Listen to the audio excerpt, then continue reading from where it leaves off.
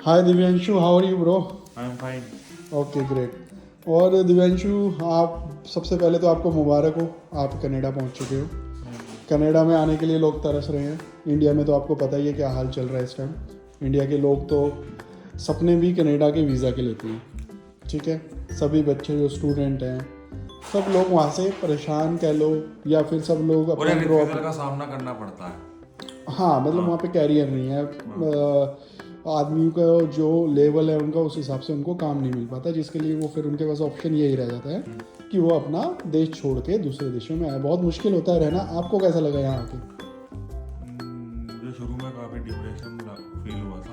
Okay. पर लेकिन धीरे धीरे जैसे नहीं है। अच्छा, तो आपको पहले पहले डिफ़िकल्टी हुई, हाँ। फिर आपको धीरे धीरे ये समझ में आ रहा है कि यहाँ पे करना कैसे नहीं Survival। चाहिए। तो मोस्टली स्टूडेंट जो यहाँ पे आते हैं हाँ। वो यही आते हैं कि कुछ करने आते हैं, अपने आप को बदलने आते हैं। तो आपकी क्या सोच है यहाँ पे आने के लिए? आपने क्या सोचा यहाँ पे आने से पहले और आने के बाद?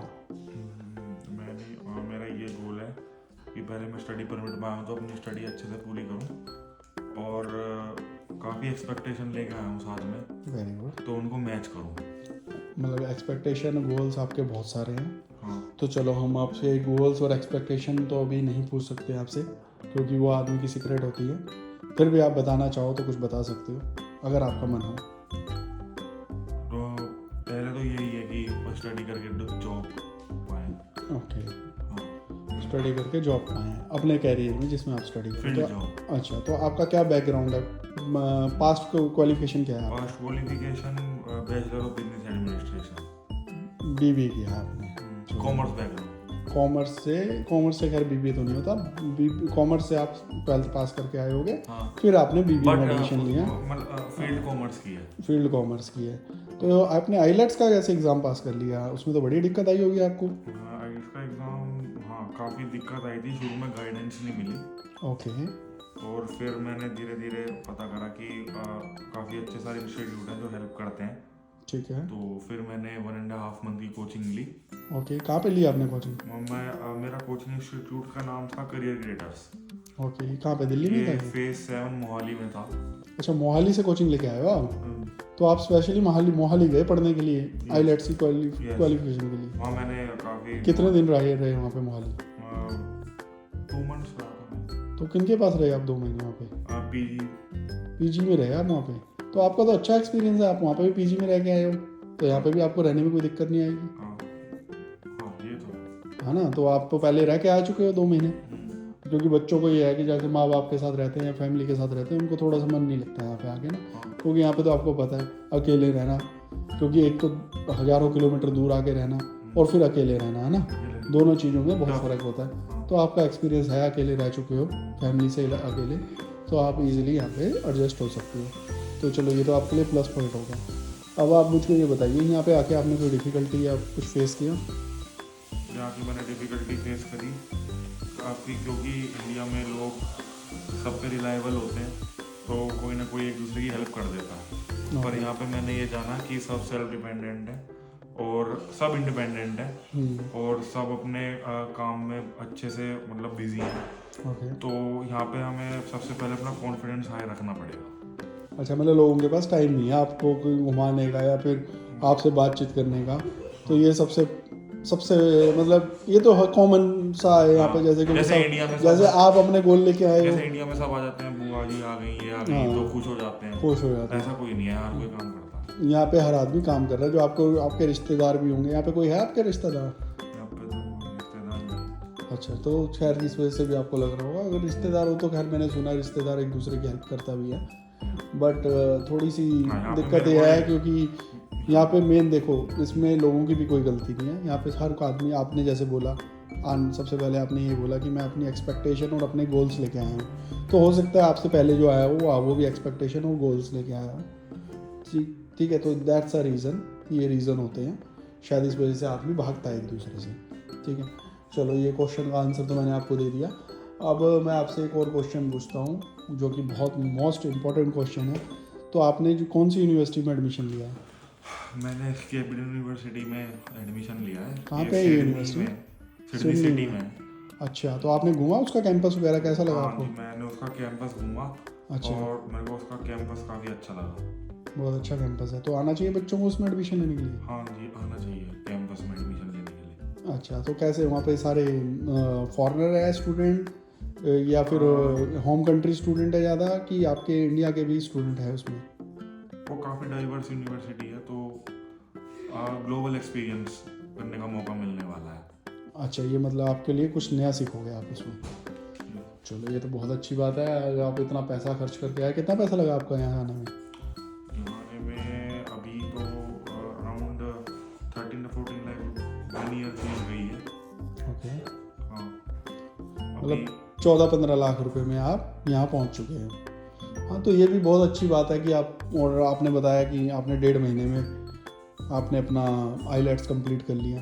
देखो, आपको पता है पंजाब में इतने क्राइम हो रहे हैं, शादियाँ करके लोग यहाँ आ जाते हैं, ठीक है, बाद में कोई किसी का हस्बैंड मना कर देता है, किसी की वाइफ मना कर देती है, तो उससे क्या है, सुसाइड तक के भी केसेस सुनने में आते हैं। तो बच्चों को हमें ये भी सिखाना चाहिए कि आईलेट्स का एग्ज़ाम पास करो और सीधा आईलेट्स का एग्ज़ाम पास करो, 1.5 महीने, 2 महीने, 3 महीने मेहनत कर लो, ठीक है, और 15-16 लाख रुपए में कनाडा में पहुंच जाओ। हाँ। जिसके लिए लोग वहाँ पे 30-30, 40-40 लाख काफ़ी डंगी प्रोसेस वगैरह डोंकी प्रोसेस, जैसे आप you are well know about that, so that's good. आपको भी पता है डोंकी के लिए तो लोग 30-30 लाख रुपया, 25-25 लाख रुपए भी देते हैं, और फिर भी सक्सेसफुली यहाँ नहीं पहुँच पाते, ना यहाँ काम कर पाते। तो आप क्या सिर्फ स्टडी करोगे कि आके यहाँ पे आपका कुछ और भी प्लान है, कि काम वाम करने का कुछ प्लान है? अभी करंटली तो मैं स्टडी करूँगा, करंटली आप स्टडी करोगे, और फिर उसके बाद जहाँ अपॉर्चुनिटी मिलेगी मैं ज़रूर गेन करने की कोशिश करूँगा। ये तो ज़रूरी है, क्योंकि यहाँ पे खर्चे भी हैं। खर्चे आपको किस हिसाब से लग रहे हैं यहाँ पे खर्चे? आपने कुछ प्लानिंग है आपकी कि इतना खर्चा होगा मेरा मंथली यहाँ पे रहने का? खर्चा बहुत होने वाला है अभी तक जो अच्छा। मैंने एक्सप्लोर करा है, तो ज़रूरी है कि पार्ट टाइम जॉब करनी जरूरी है। हाँ। तो आपका कुछ अंदाजा है कि एक महीने आपको रहने का कितना खर्चा होने वाला है आपका यहाँ पे? इंडिया के हिसाब से 40,000, तो 40,000, इट मीन्स आपका $650 to $700 पर मंथ का जो आपका खर्चा होने यहाँ पे नॉर्मली एक आपको स्टडी के साथ जो आपको पर मंथ तो बेयर करना पड़ेगा, जल्दी से मतलब जल्दी 15 लाख रुपए के आसपास की फीस, और प्लस आपका 40,000 का आपका रहेगा खर्चा तो जल्दी से जल्दी पार्ट टाइम जॉब लेनी होगी, जिससे आप अपना खर्चा बेयर कर पाओ। क्योंकि मुझे नहीं लगता पार्ट टाइम जॉब से आप अपने घर वालों को कुछ भेज पाओगे, या फिर आप अपना कोर्स की फ़ीस भी उतार पाओगे। तो पार्ट टाइम जॉब से आप अपना 40,000 का खर्चा ही अपना सेव कर लो, तो बहुत अच्छी बात होगी। चलो, ये बहुत अच्छी बात है, क्योंकि इससे लोगों को भी सीख सुनने को मिलेगा, समझने को मिलेगा कि यहाँ के खर्चे कितने हैं। बच्चे यहाँ सोचते हैं कि यहाँ पे पेड़ लगा हुआ है डॉलर्स का, वो पेड़ में से हमें डॉलर्स तोड़ने हैं, तो ये गलत सोच है।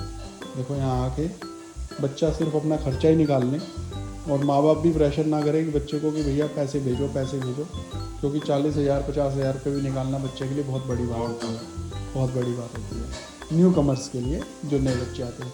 अच्छा, मेरा एक और क्वेश्चन है आपसे, जैसे कि आप यहाँ पहुँच चुके हो, अब आप यहाँ पहुँच चुके हो, आपको 10-11 दिन हो चुके हैं यहाँ आए को, तो आपका मन तो नहीं करा कि मुझे इंडिया वापस जाना चाहिए? नो, आपको ऐसे कोई रिग्रेट फील हो रखा हो कि भाई मैं गलत आ गया, मेरा गलत पैसा लगा हो यहाँ पे आके? अभी वो स्टार्टिंग में लगता है, स्टार्टिंग में वो लगता है, पर लेकिन वही है कि तो आप आने वाले बच्चे जो अभी कमिंग बच्चे हैं, अभी खैर ज़्यादा बड़ा एक्सपीरियंस नहीं है आपका, 10 दिन हुए हैं, तो आप उनको कोई सलाह, कुछ समझाना चाहते हो, कुछ बताना चाहते हो कि इंडिया से भाई जो आपने कमी छोड़ी हो वो कमी वो ना करके आए? आने से पहले कोई आइटम या कोई सामान आप भूल गए हो और उसकी बहुत ज़रूरत हो यहाँ पे, कुछ आपको फील हुआ हो कि हाँ इन चीज़ों की ज़रूरत थी, मैं ये गलत लेके आया, कुछ ऐसा एक्सपीरियंस है आपका?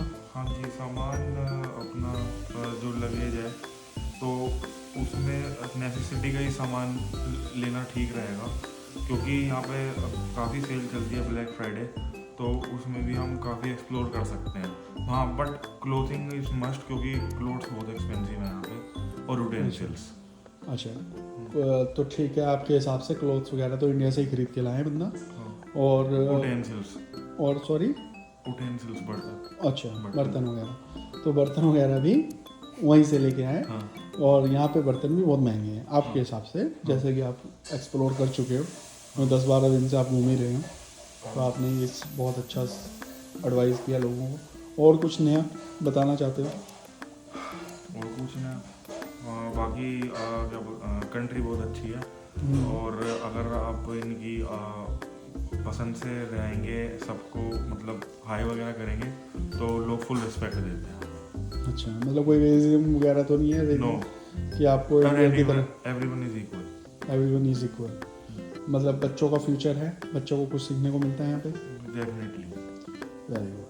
हाँ, तो मेन तो यही है कि अगर आपको कुछ सीखने को मिल रहा है तो आपको ये भी नहीं लगता कि हाँ भाई हमने पैसा गलत मतलब वेस्ट हो गया हमारा पैसा।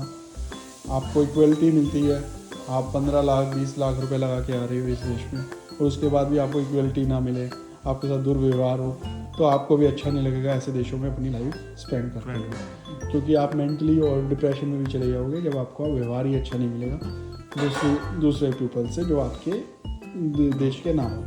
तो आपको, चलो ये तो आपने अच्छा बता दिया कि सब एक जैसे हैं यहाँ पे, एक दूसरे को समझते हैं। तो जैसा कि मेरा एक और क्वेश्चन है, इंडिया और यहाँ इस देश में और इंडिया में आपको क्या सिमिलरिटी लगी, और क्या अगर डिफ्रेंशिएट किया जाए तो कैसे करोगे आप? सिमिलरिटी तो काफ़ी लगी, क्योंकि मेजॉरिटी ऑफ इंडियंस हैं यहाँ पे, तो वो ऐसा पता नहीं लगने देते कि हम दूसरी कंट्री में हैं।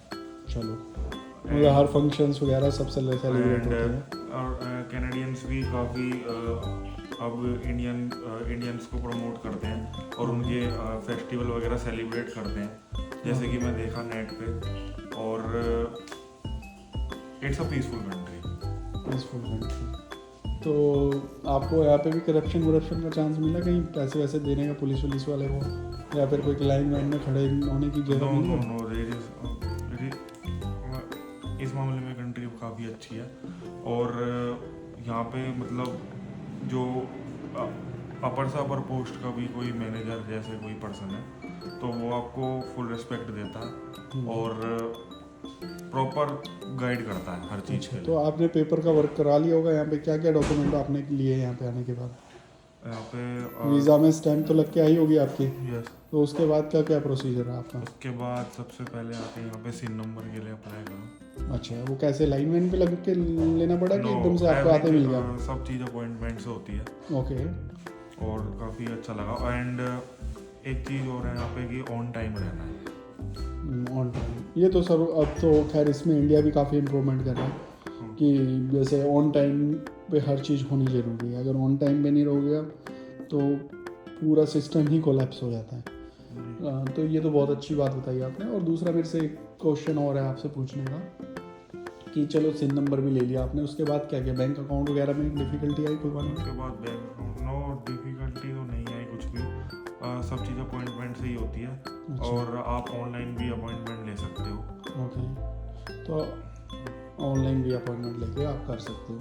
ठीक है, ये भी हो गया। और आपने गाड़ी वाड़ी अपनी खरीदी है अभी कि आप पब्लिक ट्रांसपोर्ट यूज़? अभी तो मैं नहीं हूँ तो पब्लिक ट्रांसपोर्ट यूज़ कर रहा हूँ। तो कैसा सिस्टम है पब्लिक ट्रांसपोर्ट का? वैसे ही ट्रांसपोर्ट बच्चे के ऊपर बच्चा जा रहा है चढ़ के कि इजीली आपको बस सीटिंग मिलती है? बस सीटिंग बहुत अच्छी है। एंड जीपीएस भी काफ़ी बहुत अच्छा है यहाँ पे, जो बहुत हेल्प करता है बस के लिए। ओके। एंड और बस ऑन टाइम रहती है।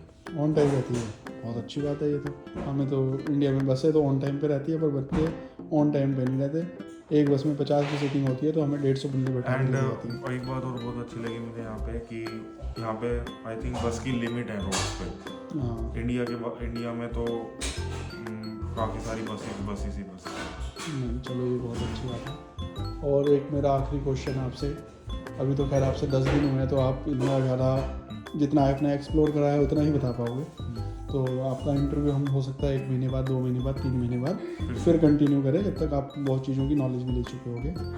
तो हम आपसे एक और, आप कुछ कहना चाहोगे हमारे जो ये आपकी वीडियो देख रहे हैं वो आपको लाइक करें, सब्सक्राइब करें और आपको शेयर भी करें ज़्यादा से ज़्यादा, और आप उन्हें कुछ एडवाइस करना चाहते हो?